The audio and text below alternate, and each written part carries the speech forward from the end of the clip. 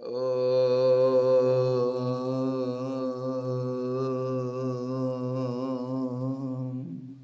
श्रीगणेशाय नमः। ॐ यतः सर्वाणि भूतानि प्रतिभान्ति स्थितानि च यत्रैवोपशमयन्ति तस्मै सत्यात्मने नमः। ज्ञाता ज्ञानं तथा ज्ञेयं द्रष्टा दर्शनदृश्यः कर्ता हेतुः क्रिया यस्मात् तस्मै ज्ञात्यात्मने नमः। स्फुरन्ति श्रीकरा यस्मात् आनन्दसाम्बरे मनो सर्वेषां जीवनं तस्मै ब्रह्मानन्दात्मने नमः। ब्रह्मानन्दात्मने नमः। वेदोदधिं समुन्मथ्य ज्ञानरत्नं समुद्रितं येन तस्मै वसिष्ठाय गुरुणां गुरवे नमः। वशिष्ठ जी भगवान की जय। सद्गुरु भगवान की जय। सच्चिदानंद भगवान की जय। शब्द ब्रह्म की जय। सरस्वती महारानी की जय। जोग वशिष्ठ जी भगवान की जय।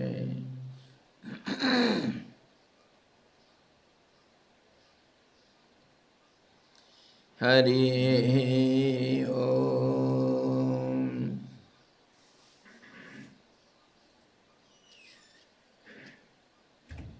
We are discussing Yoga Vasishtha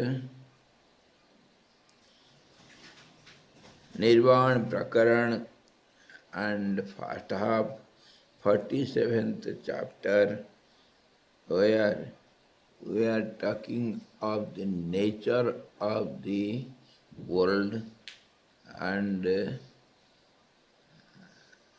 nature of the absolute. Nature is nature. And you see, whenever we talk something on Yoga Vasishtha, it includes everything. You should understand whatever is there in this world, as a world, it comes under discussion of Yoga Vasishtha.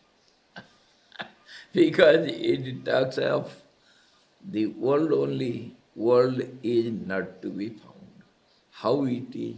So it has to talk on, discuss on each and every subject or aspect of this world which is, we know, runs by the nature, the supreme nature which controls the whole world, not only earth but the whole solar system as well as the universe, our galaxy. Many universes are there which we know and we don't know.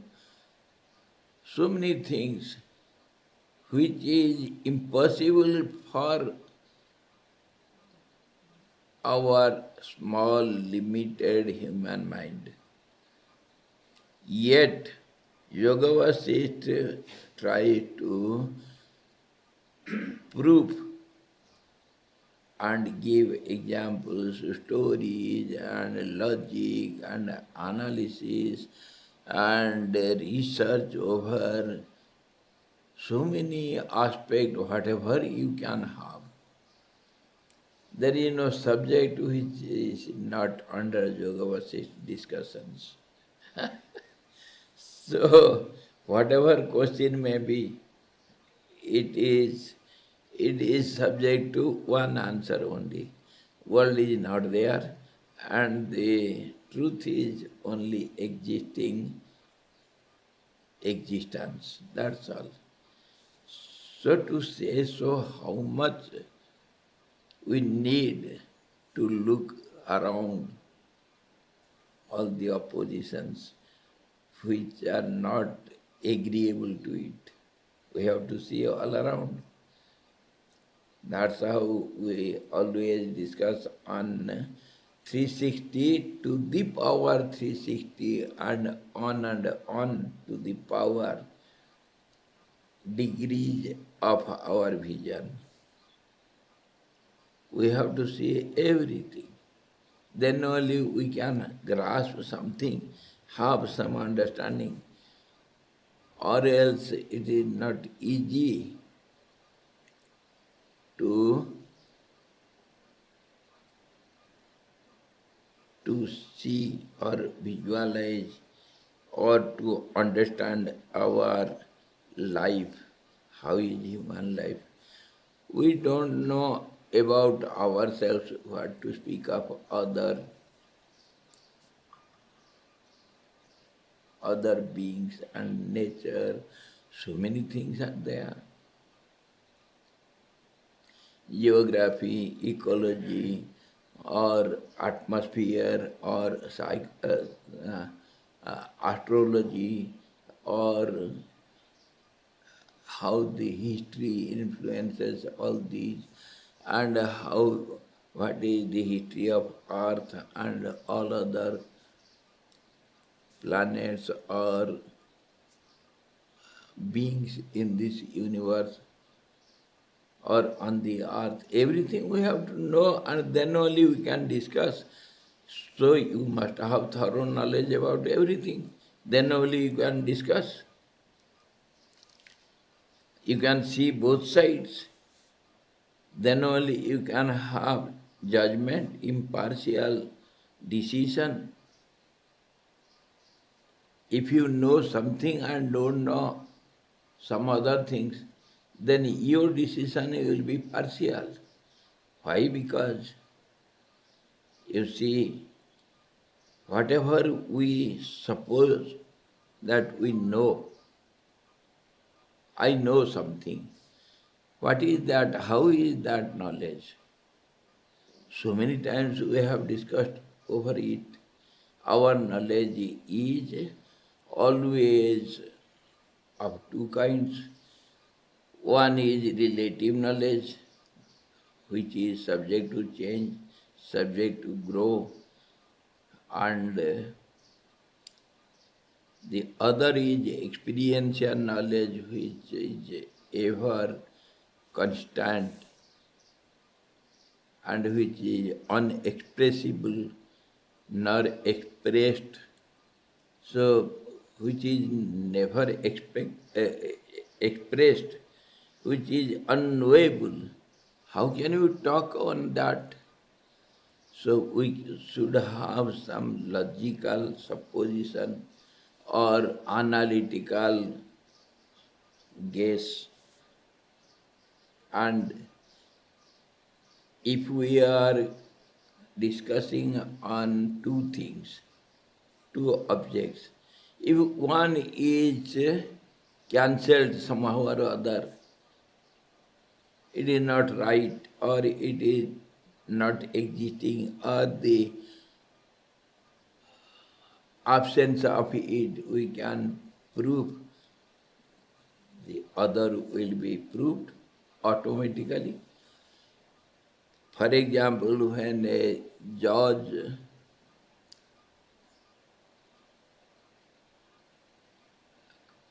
discusses or tries to hear two cases, one case, two opposite sides. He has to hear everything, and he has to hear the witnesses also, and the Objectioner also, both sides he have to hear impartially. He should not have anything previously to support some one or the other. Then only he can be impartial. And that impartiality is a must, or else he will reach a decision which will be always haphazard. It will not be 100% right. Maybe somewhat right, but it will not be 100% perfect decision.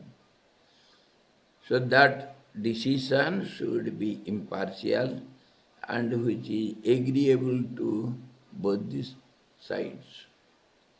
Then only he is a true judge, isn't it? Another example. Suppose you are sitting in some audience and enjoying some match, cricket match. Two parties, two teams are playing the match. So if you have some idea, you belong to some party, some team, or you have some attachment, you have some known persons in that team, whether you don't support or support, that is different. If you know somebody in one team and other team players are not known, even then you will have partiality for the team out of which you know some person, because your favorite, so unknowingly you support him. In this way, unless and until we know ourselves, we cannot judge others. And it is a must. When I know myself perfectly well that I am impartial, then only I can judge others. Got the point? Or else my decision on others will be according to my supposition or my suggestions or my previous views. It will have to influence the decision.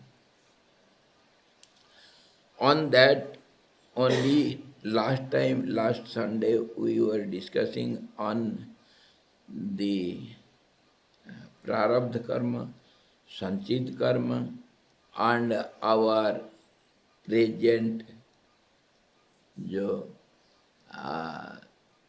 उसको क्या कहते हैं क्रियमाण, the present actions, whatever we are doing, and whatever we are doing now, it is also prompted by our previous views and assumptions, or else it will not go in some direction to have some decision.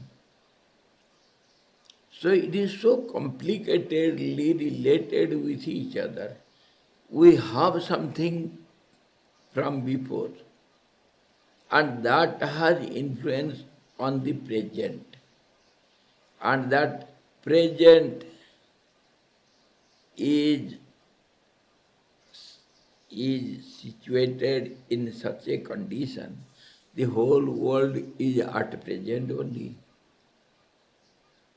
And something we have from past individually and as a whole, past has got the influence over the present. So situations around us also which influences our present situation, our individual present situation, that is also dependent on the past. Everything is prompted by the past, and the future has to become present, and the present also passes to past. So this is so complicated. And so many times we have discussed no final 100% decision can be given as long as you are in this relative world. Why? Because everything is relative. The moment you are there, you are a relative individual.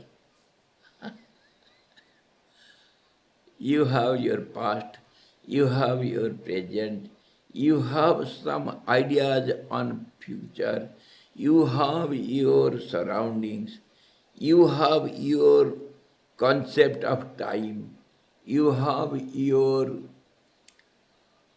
actions done in present life, which is past, and now also you are doing something, and you have your future assumptions also plan that also influences the present.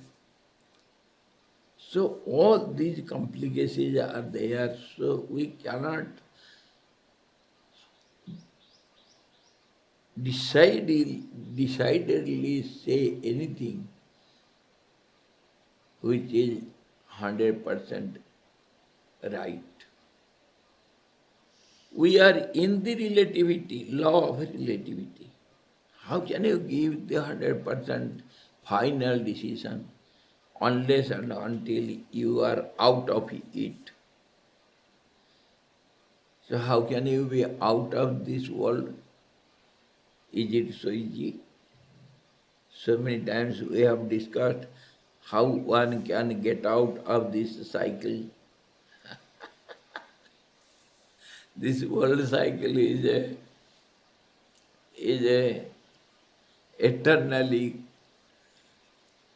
going on, and in one cycle so many cycles are there. Just as I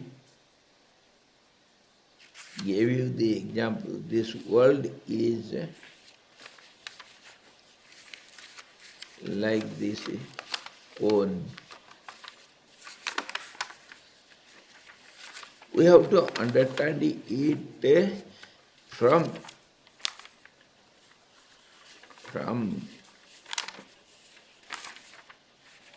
every side.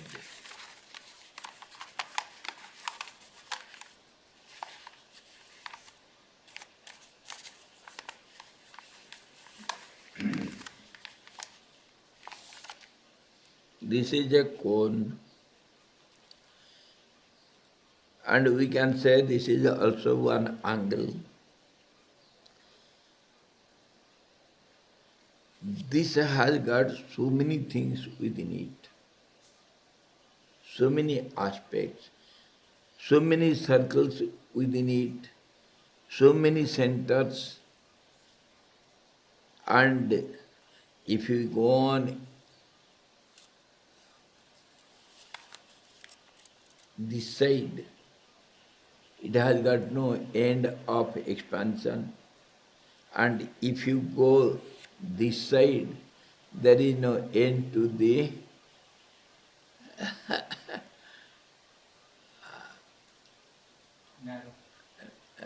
to get reduced. There is no end to it. So the Vedas, having no words other than telling, Anuranyan, the smaller than the smallest and greater than the greatest, that sound. Whatever is said, it is relatively said. Whether our authentic scriptures or the realized souls, whatever they have experienced or they have expressed it, everything is relatively given to us. and we have something to understand it, have our own decision. Same thing, I have told something. So all of you, so many persons, you will understand it according to your capacity or your method of understanding and your attitude, your previous knowledge about it. The same teacher teaches in the class. Do all the students secure same marks? They have different marks when they appear the exam. Why? Because perceiving capacity is different from each other. It is different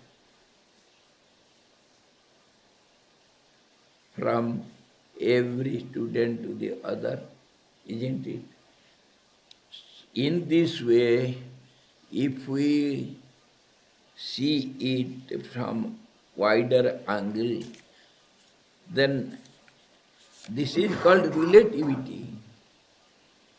Many innumerable ideas are within this. It holds also same so many 360 degrees. Though it is one angle, it holds so many 360 degrees within it. So many centers, so many circles, so many cycles, so many expansions, so many reductions, so many things are there. This is how to understand the world is most difficult thing for a human related and limited mind. We have so many limitations. So, what is the way out? The only way out to give up everything at a time. If you try to understand, you will understand nothing. So, shall we give up understanding? No. You should try to understand. At the same time, you have to give up understanding. What is the meaning? How it is possible? That means you have to follow the yogic path.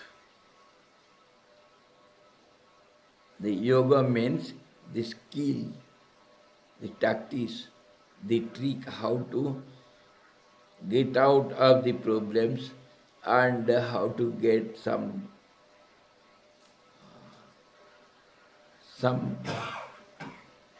right decision. How to get.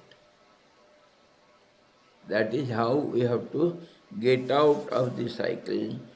Then only we can judge from a distance, then only you will have all-round vision. As long as you are within the problem, you cannot solve the problem 100%. You may solve to some extent. You should get out of the problem and then look at the problem. And then you can understand what is the problem, what is the cause of the problem, what is the solution. So the first thing, we have to get out of this world cycle. Cycle is dependent on our mind. So the yogic path says you have to stop the mind. That is the theory. If you can stop the mind for some time, then that steady mind, it can have a perfect vision.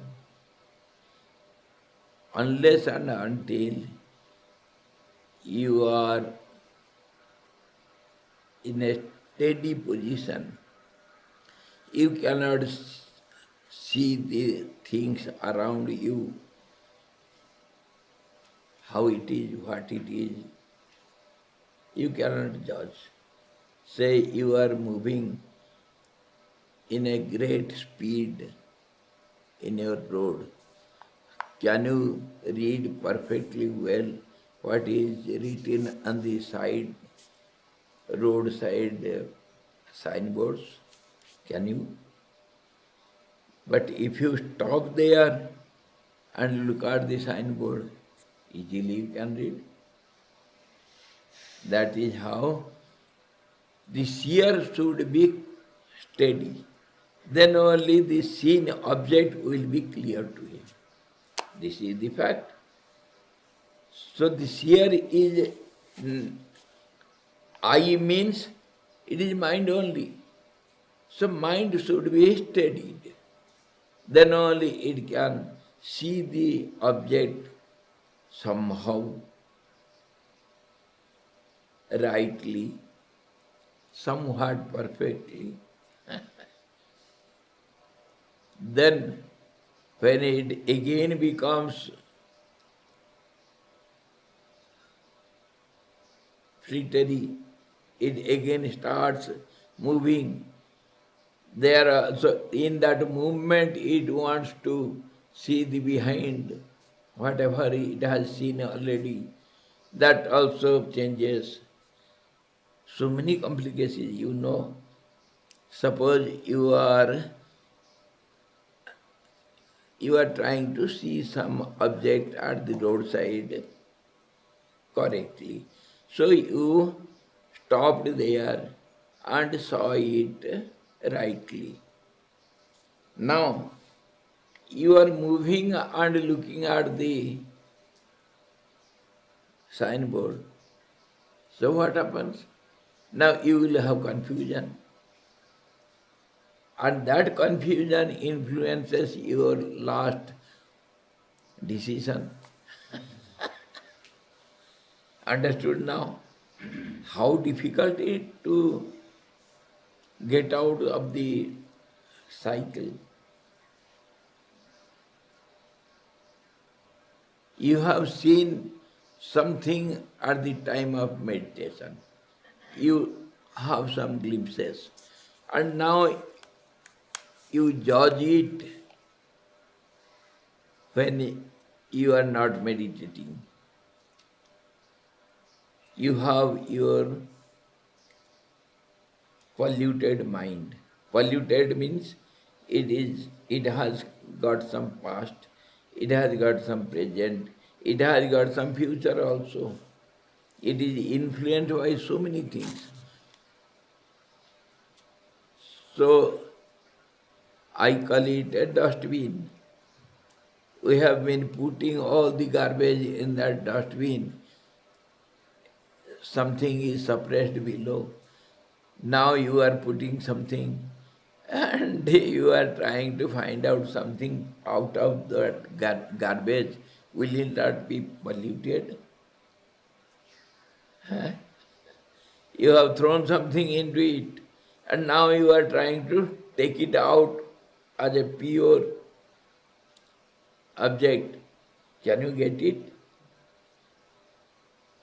If you have taken out something from the dustbin, then again you have to purify it. Or else you will be caught by corona. So it is so complicated. Though you have put into some dustbin, some pure object into the dustbin, now you want to get it out. That will not be as pure as before. So you have to purify it again.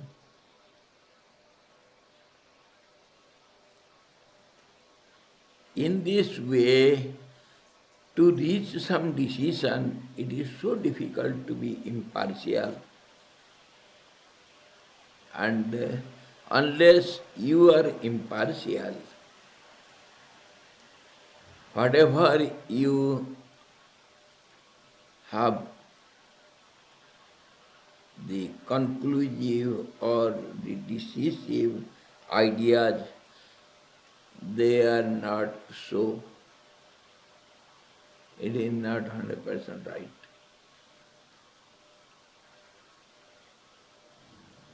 Somebody has asked about Swadharma. What is Swadharma? Whatever you ask, whatever question may be, whatever the answer may be, don't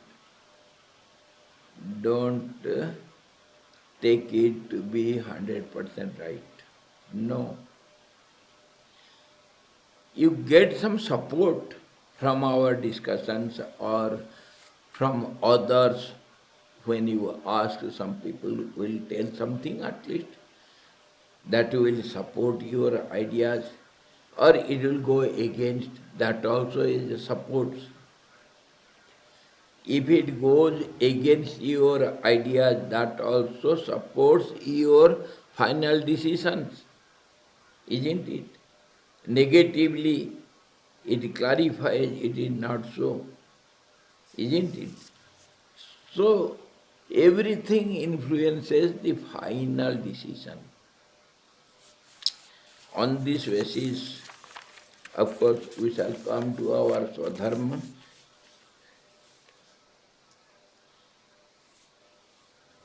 Our previous question was, we discussed it so elaborately, yet it is not so easy to understand. The question was, does the jiva additionally have the possibility to influence the content of the overall appearance itself? Or is or is the role of the jiva only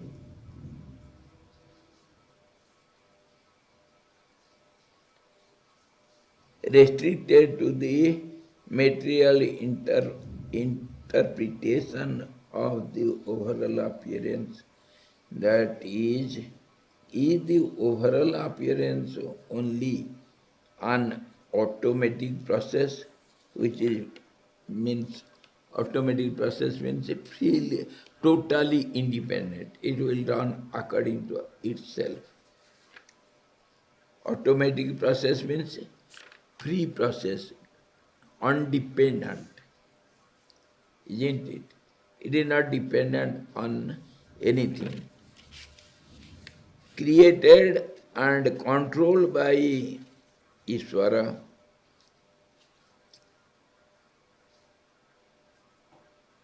and only by Ishvara, not by others. Like an automatic running movie, which cannot be controlled by the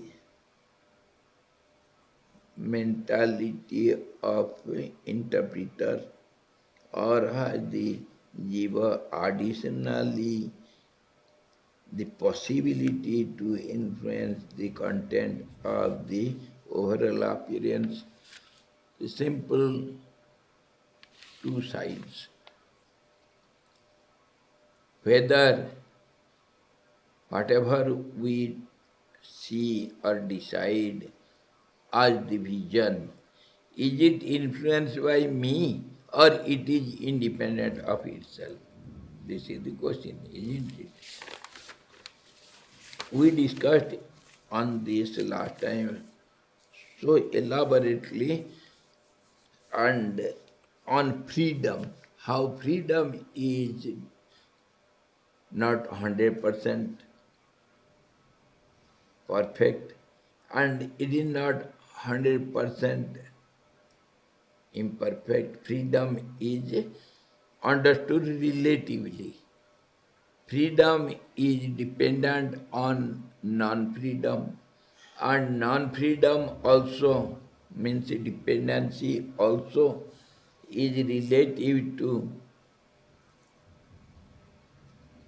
freedom. Swadharma also is like that. Swadharma means literally. Both the questions are same. We have to see how to judge a matter, how to look at some object and how to understand it. This is the first and foremost process we have to understand.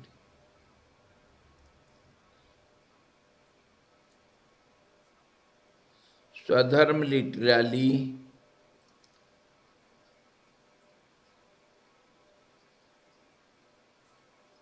a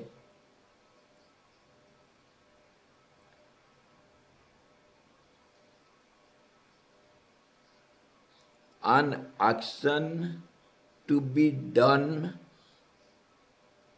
by the actor, one who is performing the action, by the doer. What is right action which should be done by the doer? That is Swadharma. Every individual will have different, you see, Swadharma.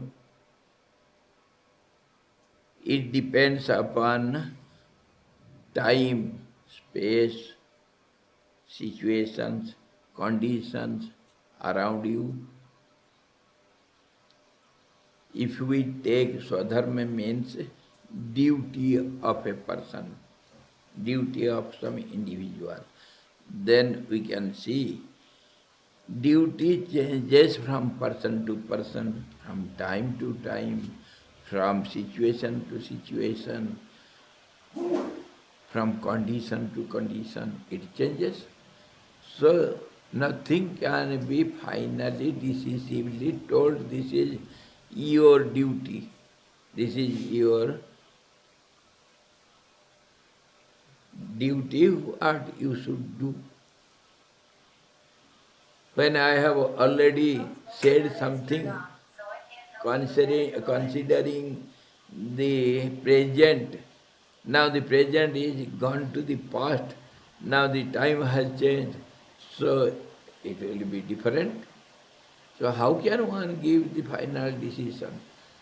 Don't rely upon the answer, go on contemplating whatever support you get from different persons and different, uh, uh, you see, conclusions. Go on deciding for yourself, contemplating, and whatever you think best, you should do it. That is your Swadharma, which will be different from mine. So, one Swadharma, there was a beautiful story of a king. I narrated so many times. What is Swadharma? There was a king and he was worried always, what is my right duty to perform towards everyone, my subjects and my family members, and for me and for my subordinates, everyone, what is my right duty? And when to perform my duties, what is the time, and to whom I shall perform my duties, and at what time, when, to whom, and what is the duty. What shall I do? Suppose you are standing before me, what shall I do to you? This is always a question. Somebody has come and standing at the gate. Have I no duty when I saw the person standing at there, at the gate? Have I no duty towards him? I should go and ask, and whatever is possible I should do. I have to decide. So in this way, The king was worried always. What is my duty? What time I should perform my duty, and towards whom my duty is to be done. So he was putting these questions, three questions to everyone, his wise ministers and his other subordinates, great pandits, wise men uh, of the kingdom, but nobody could give a satisfactory final answer. Everybody tried to answer it up to their standard, but it was not satisfactory to the king. He was always worried. I could not get my answer. In the end, some old, wise, retired minister comes and looks at the king. He is pitied on the king. He said, my dear, you can ask this question to a wise man who is living far off in the woods, and you can go to him and ask. He is supposed to be a very wise man, and an old man. He lives all alone in the forest. If you can go to him and ask, he will be able to answer you. So king had with great curiosity. When shall I go? How to go? Arrange everything. But that old minister said, there is a condition.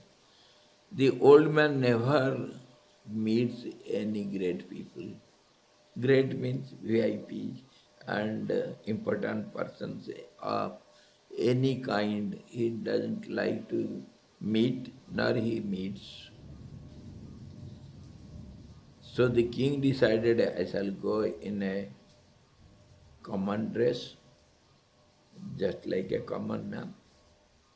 I will not show my kinglyhood, my royal dress and other things. I will not show. I will go just as an ordinary person and I will ask. He went, and with all the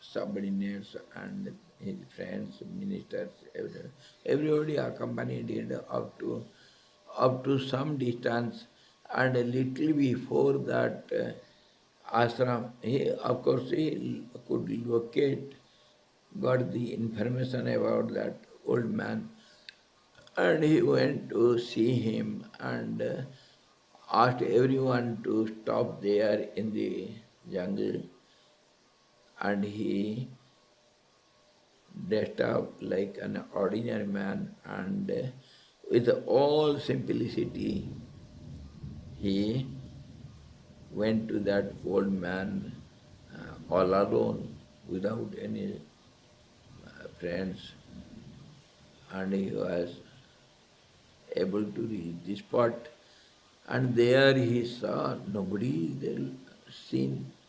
It is so silent, so solitary, nobody is seen anywhere.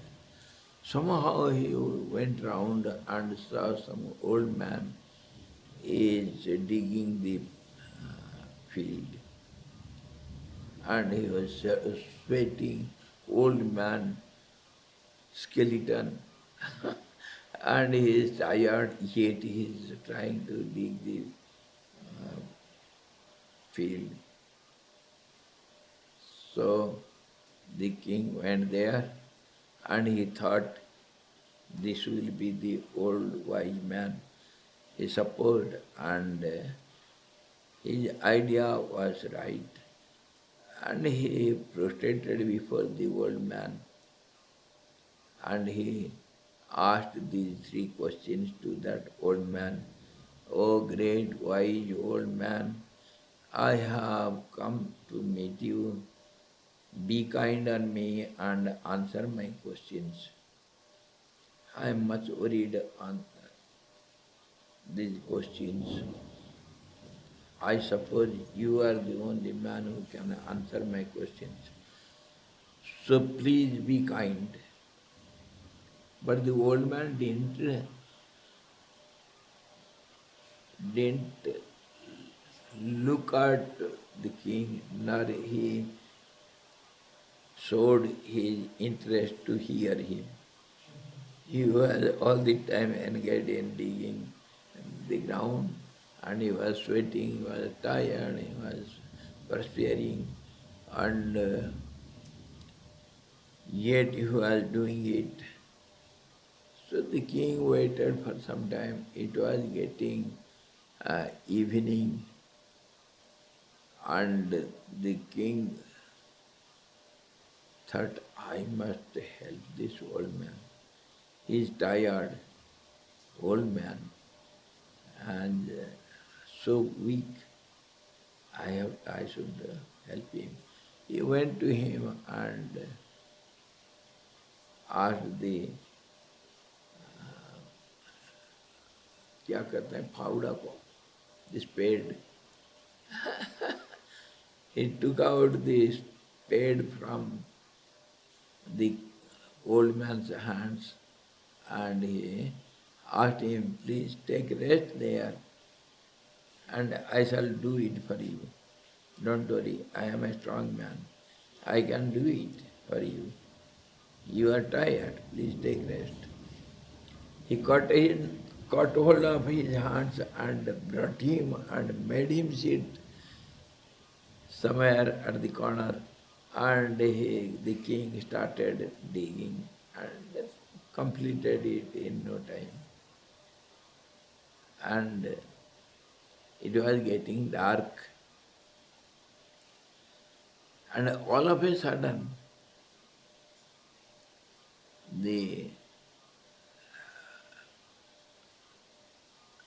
from a distance they saw some persons howling, shouting, and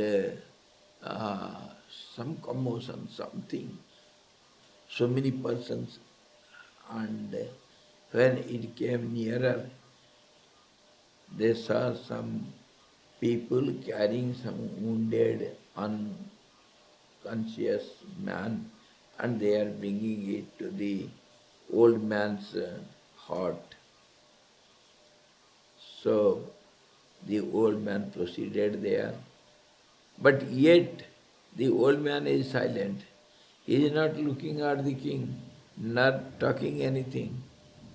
He is all the time silent. And he rushed towards the group. And these people told this old man, see, this person is unconscious, he is about to die. We brought him to you. You know so many medicines. Please help him. And yet the old man was not talking to anyone. And they left the wounded person on the small veranda of the hut of that old man, and they left the person, and it was bleeding, and he was so many wounds on the body, and he was unconscious. And the people went away. It was getting dark. So they went away and left the person here, all alone. And when the old man rushed to see these people, king also followed, and he came with behind him. The old man took some bandages, some cotton, and started cleaning those wounds. And the king also tried to help him. And the old man went to bring some herbs from the woods, and he started making some paste out of it.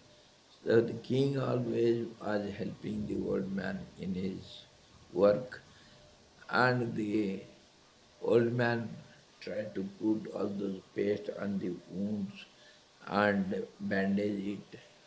King also helped him, and the wounded person was allowed to rest on a soft bed, pillow, and the old man sitting there at his side started fanning him. So the king also took away the fan from the old man's hand and said it was getting late in the night. So the king said, "Oh old man, please go and rest. You must have been very tired. I will do the rest.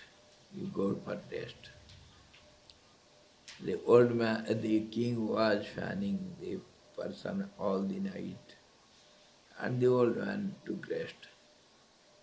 Next day morning, early morning, when when the first rays of the sun fell upon the wounded person, it was beautiful, calm and quiet morning, and cool breeze, and the wounded person slowly got back his sense and opened his eyes. The moment he opens his eyes and sees the king, he recognized the king, and he sat up all of a sudden and shouted, "Oh king, I am sorry, please excuse me." He tried to fall at the feet of the king. The king shouted, "No, no, I am not the king. What are you blabbering? You are quite okay. I am not the king." But the person who was stubborn to say, he was again and again telling, "No, no, I know you. You are the king. You don't recognize me, but I know you perfectly well. Have you forgotten? I am your enemy, dreadful enemy. So many times I am a small, some, क्या कहते हैं जागीरदारों को क्या कहते हैं landlord, yes, in his kingdom, and he had so many times fight against the king, and the king always used to defeat him and pardon him and allow him to go back. And this person, the landlord, always was trying to get a chance to kill the king and take revenge. And this time he got the information that king is to go to that old man all alone without any weapons, without any royal dress and all those security guards.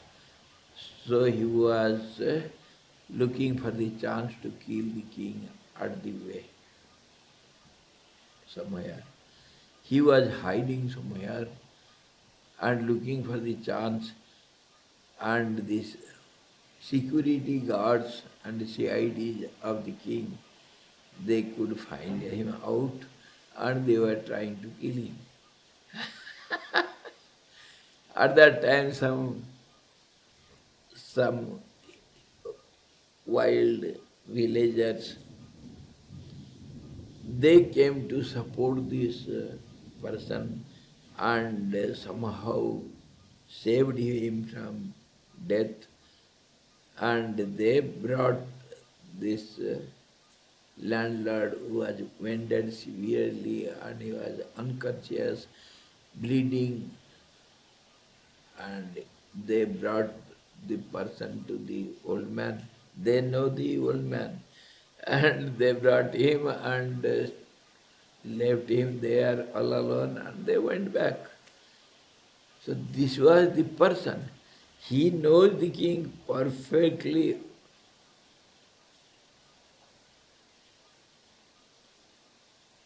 And he again and again said, "No, king, I know you. You have forgotten me.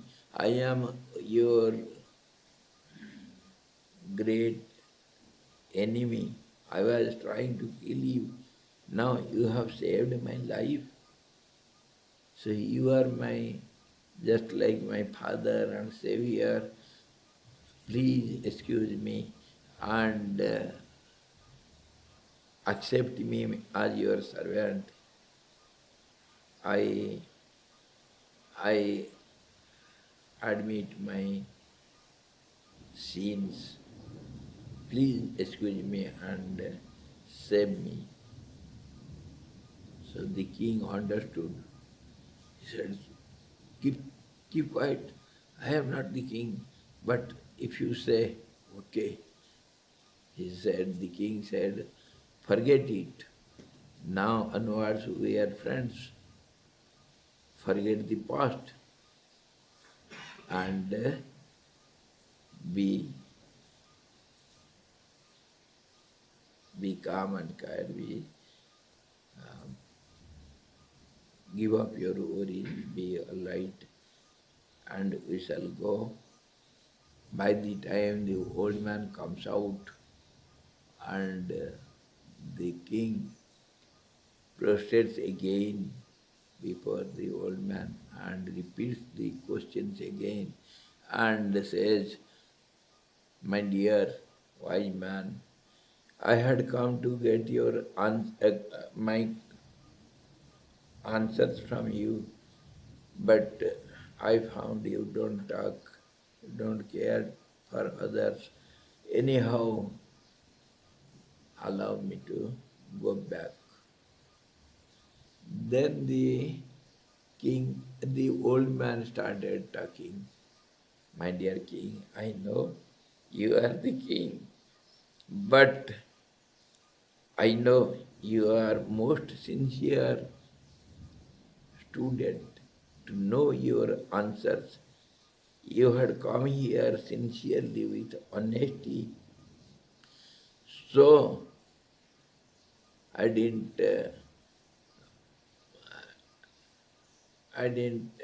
disturb you, but all the time I was answering you in my silence. Did you not understand? I was answering you all the time. I know your questions beforehand, and I wanted to welcome you and answer your questions, and that's what I was doing all the time. Would you not follow me? Understand me?" The king said, "No, I am a fool. I couldn't understand what was your answer, how were you answering, and you were keeping silence all the time." Then the old man says, "My dear king, when you came to me and respected me, was it not your duty to respect an old man?" "Yes, you did it. Did you ask someone? Had you any doubt over the time and situation and the person? Had you any doubt over that? To whom shall I prostrate? To whom shall I respect? And when had you all these questions at that time?" "No." So you performed your duty to respect an old man. You have done it rightly to the person at the time, exact time, and the duty whatever was ought to be done. Yes, and I was some old man tired and doing something, I was unable to complete my work. You came forward to help me. You did it. That was your duty. At that particular time, towards me, the tired old man, did you ask anyone? Had you any doubt over it? You performed your duty to the right person at the right time and the right work you did for me. Isn't it? Yes. That was your answer also. And when this wounded person came, I know who is he and where from he is coming. Everything I know. And you didn't know. So I wanted to save him. It was my duty. I did my duty. And you did your duty at the right time to a right person. You were helping me, at the same time you were helping the wounded person. That was your duty. You did it. And when I was fanning the wounded man, you rightly asked me to have rest, and you are a strong person, you can wake up whole night, and you did it. And you have done to right persons the right duty and at the right time. You have passed in your exam 100%. And now did you understand? Got your answers? King again fell at his feet.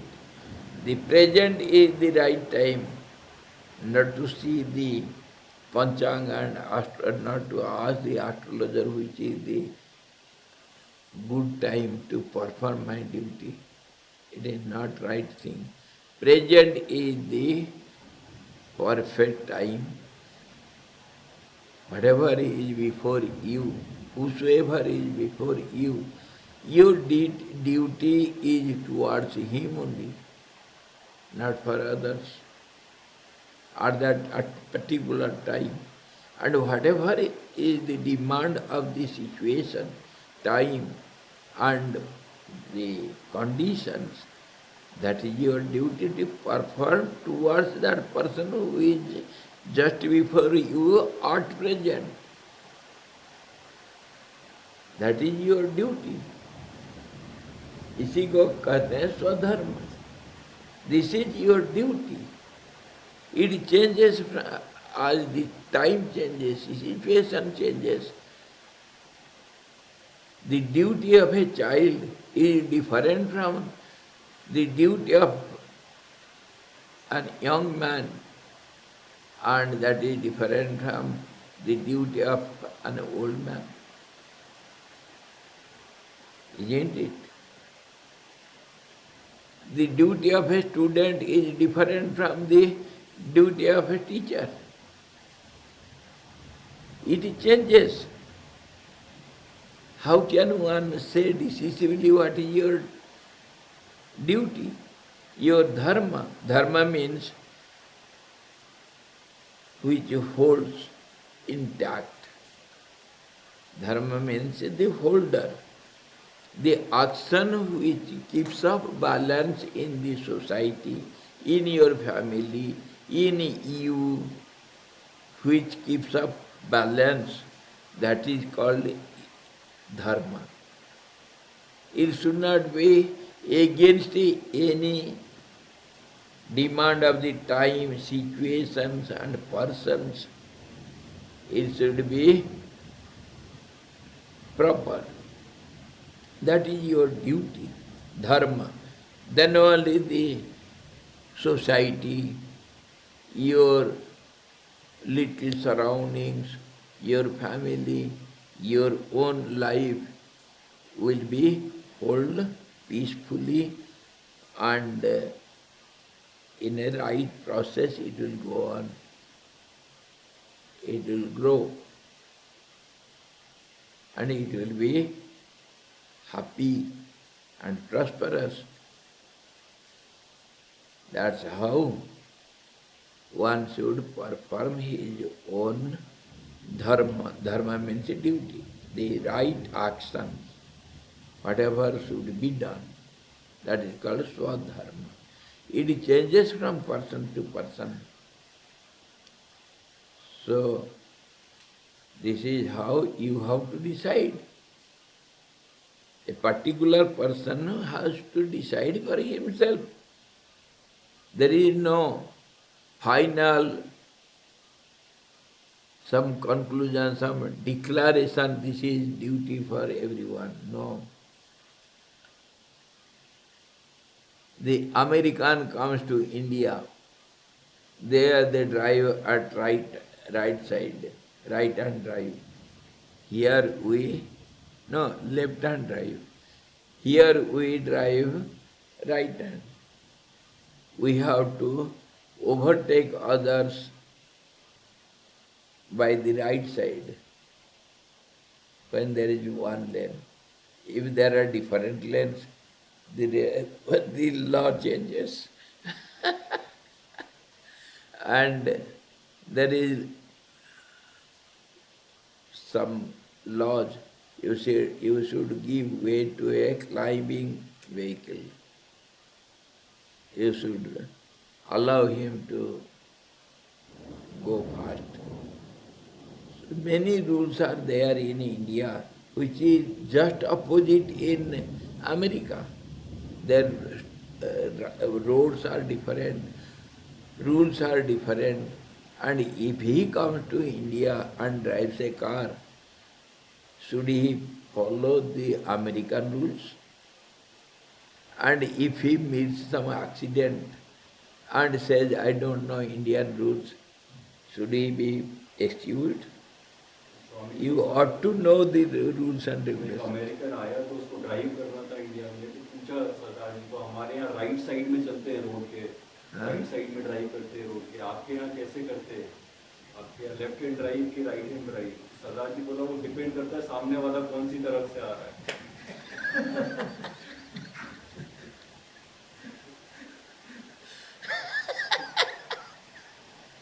तो आप बताया digging the field, वो old mains duty आप बता रहे थे, सरदार का duty नहीं बताया, सरदार इज डिगिंग द फील्ड। अच्छा, तो एक दो सरदार है, एक डिगिंग कर रहा है फील्ड को, मिट्टी निकालता है, दूसरा वही मिट्टी वापस भर देता है उसमें। तो ऐसा एक गड्ढा, दो गड्ढा, तीन गड्ढा, सुबह से लेकर शाम तक एक गड्ढा खोदता है डिगिंग, दूसरा वो मिट्टी वापस डाल देता है। तो कोई देख रहा है सुबह से शाम तक क्या कर रहे हैं सरदार जी, समझ नहीं आया उनको। एक गड्ढा खोद रहा है, दूसरा मिट्टी वापस डाल रहा है, वो गए सरदार जी के पास, आप क्या कर रहे हैं सुबह से शाम तक, मेरे को समझ नहीं आ रहा। वो गड्ढा खोद रहा है, दूसरा मिट्टी भर रहा है। सरदार जी बोला we are just doing our duty. हमारी ड्यूटी कैसे, ड्यूटी क्या, ड्यूटी समझ नहीं आया। बोला नहीं ऐसा है, हम 3 लोगों का टीम है, we are the team of 3 people, और मेरा काम है गड्ढा खोदना, आई एम नंबर 1। दूसरा एक है हमारा वहाँ छुट्टी पे, उसका काम है पेड़ लगाना, पौधा लगाना, और तीसरे का काम है मट्टी भरना। और दूसरा आज छुट्टी पे, इसका मतलब ये नहीं हम अपना काम नहीं करेंगे। The second one is not there, वो छुट्टी में। हाँ, नहीं हम लोग अपना काम नहीं करेंगे। अपना काम तो करना है, ये स्वधर्म है।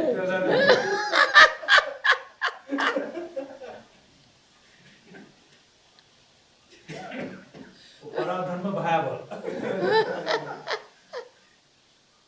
मतलब नहीं उसको अपना। So in one simple essence I can say with an example, you see, your duty is to reach the peak of the mountain. You are trying to reach the peak. The goal of every being is to go back home. You have come from some source, you have to go back to the source. This is universally known. So that is one for everyone. one source only. And if it is the peak of the mountain, you have to reach it. Take up any track from the foothills, anywhere, any track, as per your choice, as per your situations, and don't change it, seeing the others' tracks that it will be something better, I can go easier than my track. If you change your track, you don't know about other tracks, so it is better always don't change your path and follow it strictly. One day or other, let it be very hard or easy. If you go on with your effort, one day or other, you are bound to reach the peak. Nobody can stop you to reach the peak. So don't change it.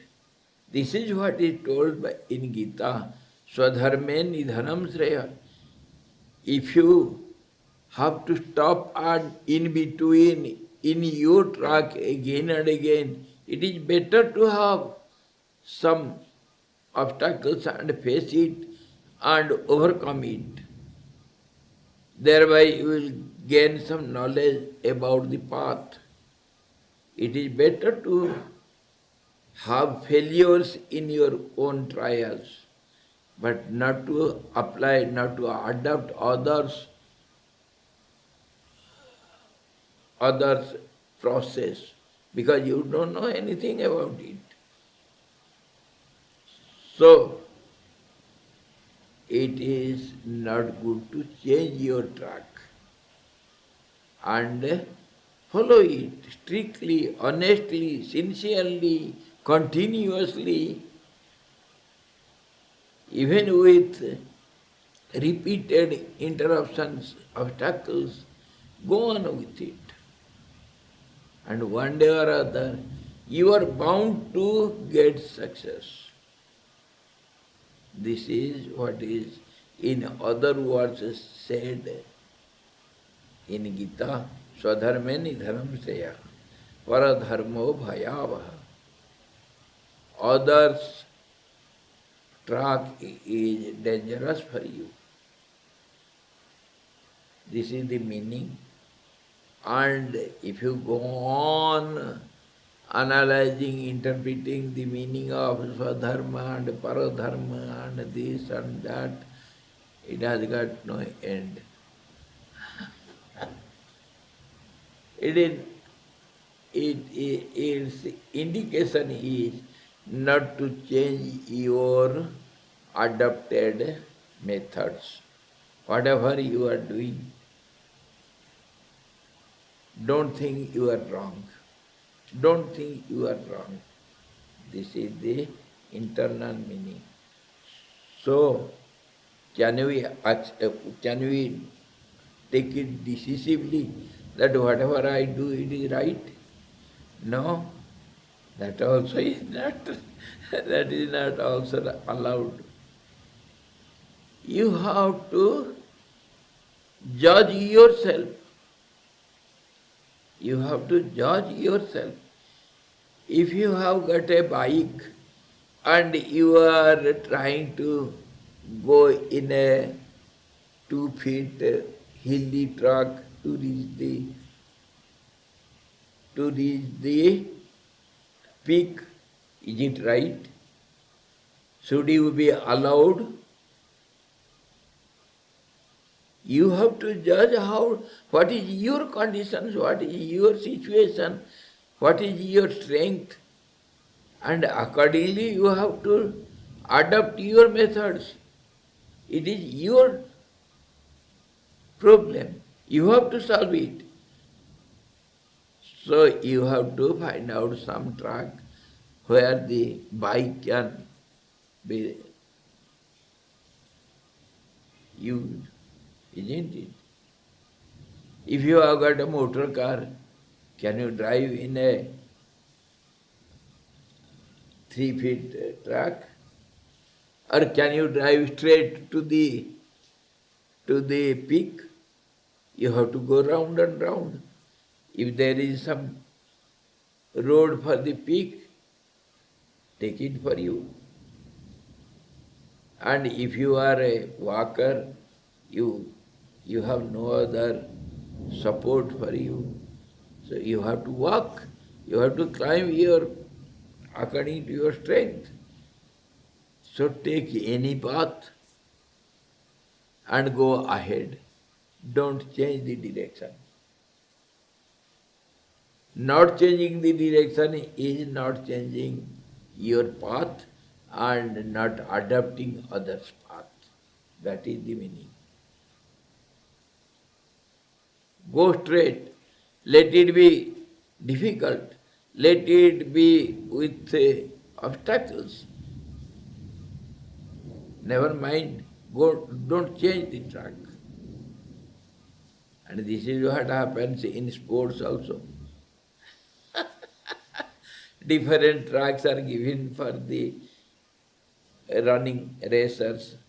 Different tracks are given. If you change your track, you will be out of the race. If it is to go round again and again 4 times or more than once, then you may change the track. But once means you have to adapt your track. Accordingly, the markings are given. This is how you have to understand what is your duty and why not to change your attitude and your process, your methods. Don't adopt others' methods. This is the meaning. And it will be quicker, safer, and wiser. You are bound to reach the goal one day or other. Nobody can stop you. Track में लेकिन चलना जरूरी है, भागना जरूरी है, खड़े नहीं रहना है. You have to continue your effort continuously. वो रेस में ट्रैक में सब खड़े हैं उधर भागने के लिए, तो रेफरी बोला 1 2 3 गो, सब लोग भाग गए, तो सरदार जी तो भागा नहीं, पूछा आप क्यों नहीं भागा? कि मैं तो नंबर 4 में खड़ा हूँ.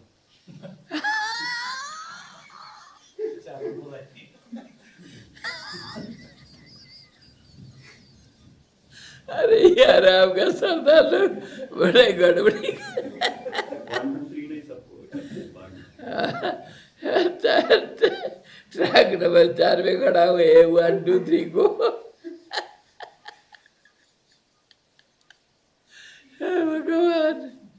हे भगवान. So now we have discussed somewhat. This is not also enough unless and until you contemplate over it again and again, and you have to see what is the meaning of it. The whole world is under the rule of relativity. Every atom has influence over the other atom. This is how the whole universe is sustained as it is. Of course, with all these rules and regulations, everything also is moving, and yet it is rightly moving. If you don't follow the traffic rules, then there is accident. You have to meet accidents. This is what is the influence over each other. So if some individual being is there, let him be as he is. That is different question. What do you mean by individual being? Where from it has started its path, nobody knows. And where will it be ended? Nobody knows. And what is he doing at present towards others? Nobody knows, because it is so complicated. But yet we have to admit that every object has its influence. That means attraction and repulsion both towards the other object. Both. And there will be some neutral zone between every two. Did you follow? There will be attraction and repulsion between every two. And there will be some neutral zone also between every two. So it is so very difficult to know what is the rule of law of relativity. Of course, we may create some formulas. That formula also is relative. Formula also is relative. It is not final. Our modern scientists have given some formulas of law of relativity. It is partially true, we don't disagree, but it is not complete. When two starts, the law of relativity starts, and it will act in many different ways. In 360-degree angle, it will act. Every object has its influence not only on one direction, it has influence on all the directions. So, all others have also the same influence. You cannot deny it. This is called the nature of the object. And the nature of the absolute will be all-round nature, universal nature. How difficult it will be to understand. And how can you say the individual being has no influence, something is totally independent, whether the overall appearance before you? We can say the object as you perceive. Nobody has 100% freedom in this universe, relative universe. And to calculate how much is out of question. Astrology stands up on this. All these objects, the astral objects in this space, every object has its influence over the others, all-round influence. And all others have also influence over each other. So, you have to calculate how much attraction, how much repulsion, where is the neutral zone, and how far it is from each other. The small child and the young Pahalman, they are holding each other's hand and going round. So, think of it. Will there be similar attraction and repulsion? The small child will have less, and the young wrestler will have more attraction. The child will drag him very less, so that you have to calculate. How much calculations against each other you have to do to reach the final decision. So astrology is dependent on these calculations and total mathematics. One who is expert in calculations, he will give more right answers. It is not final. But yet you can have some gross answers. Astrology stands upon this. You cannot deny this laws of relativity. Simply you cannot say, because I am some scientist, I don't believe all these eclipse and all these are blind faith. You cannot say so. No right you have. If it is some space incident, everything is in its space. How can you deny it? Why don't you eat in midnight? You have to rest at night. You have to work at daytime. Why do you do like this? Because night is for rest. There is no sun. There is no energy. It is there, but it has got less influence. And you have to do according to the situation. So you have to rest. And day is for working. Go on with your daily works. That is how the life of all the earthly beings or any being, it is settled. You cannot say, no, night has got no influence. It is some absence of light. Night has got no influence over anyone. Can you say so? Why do you feel tired? How do you go to bed? Why? This is the time for rest. This is how the life goes on the earth plane. How can you say, no, it has got no effect, no influence? We can just say, no, it is wrong. That means you are a fool, foolish scientist. You may say it will have some influence which we don't know, so don't care for it. That may be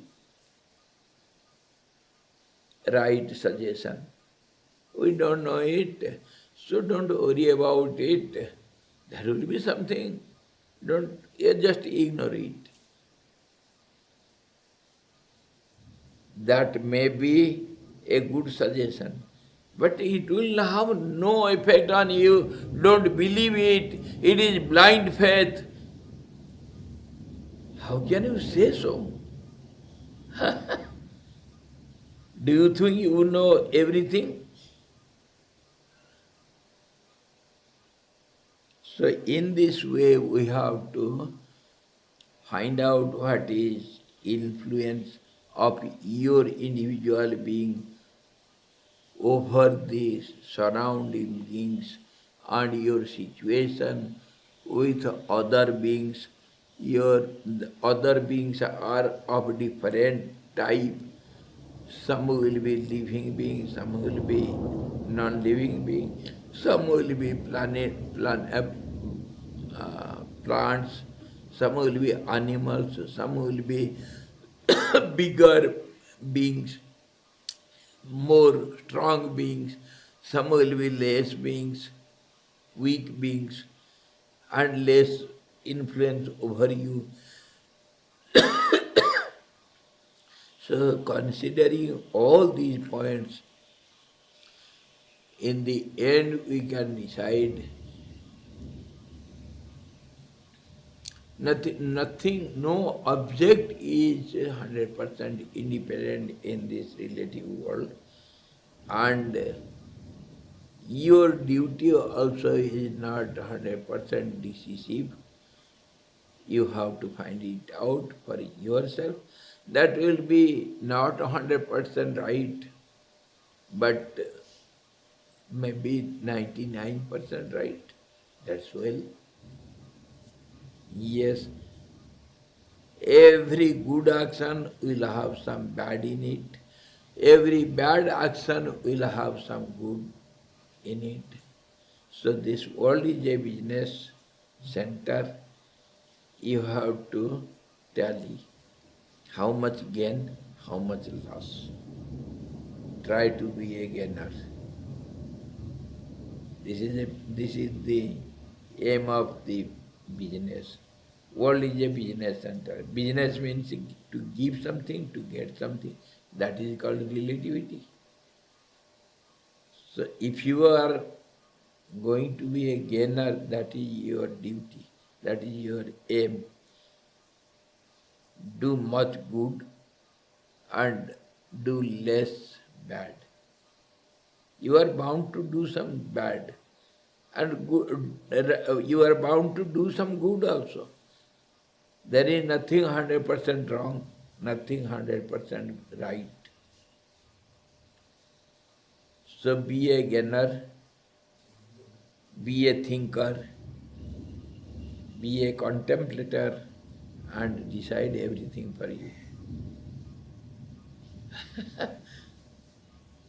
Hari Om Purnamada Purnamidam Purnada Purnamudachyate Purnasya Purnamadaya Purnamevamashishate. Om Shanti Shanti Shanti. Sadguru Bhagavan ki jai. सच्चिदानंद भगवान की जय, शब्द ब्रह्म की जय, सरस्वती महारानी की जय, जोग वशिष्ठ जी भगवान की